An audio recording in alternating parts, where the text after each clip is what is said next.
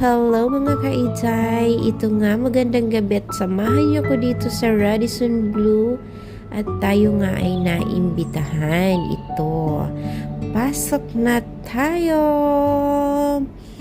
At ito nga sa gabing ito mga kaitay ay ating hahanapin kung nasaan ang kanilang restaurant na Sumebea. So, dito nga napunta kami ng reception at ayan, aura muna at napakasipag nating taga-video na ang aking beshi. Ayan, at nasa dulo pa nga daw itong aming hinahanap na restaurant. So, ayan, ikot, diretso pa more. At ito nga mga kainday, upo muna ako rito sa maganda nilang garden. Ay, hindi pala siya garden, gobat pala. O, ayan. Diretso pa.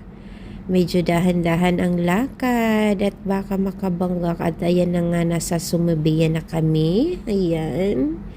So, ang dami nga ng tao. At ayan, umorder na nga kami ng crispy pata, ang paborito ng aking beshi.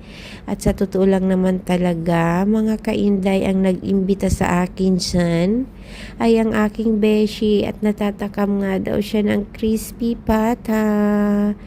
Ayan, syempre, piling social muna tayo para hindi sabihin na wala nga tayong trabaho. Ayan, salamat besh. At bis pa paano pag nakakaahon-ahon ka, ayan nga. At nakakakain ako ng masarap. Ayan, hanggang dito na lang. Thank you for watching.